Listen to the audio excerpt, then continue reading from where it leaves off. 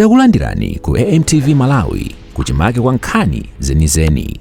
Ngati nkhani imeneyo kuno kulibe, dziwani kuti nkhani imeneyo ndi yabodza. Papa Leo XIV yemwe anabadwa ngati Robert Francis Prevost pa 14 Septemba mu chaka cha 1955 ndi mtsogoleri wa mpingo wa Katolika pa dziko lonse komanso mfumu ya dziko la Vatican kuyambira pa 8 May 2025. Anakhala mkulu wa department ya bishopu komanso president wa komiti ya pontifical ya Latin America kuyambira mu 2023.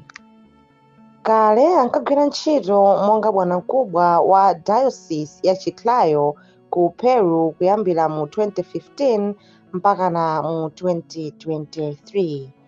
Ndipo anali mtsogoleri wamkulu wa chipangano cha Order of St. Augustine kuyambira 2001 mpaka na mu chaka cha 2013. Mu 2015, Cardinal Prevost anakhala mzika yovomerezeka ya Peru monga momwe adatsimikizira ndi National Civil Registry ya Peru.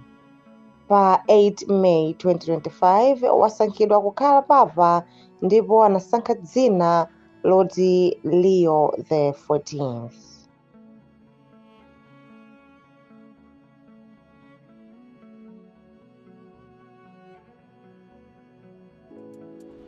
Osayiwala kupanga subscribe ku channel ya AMTV Malawi.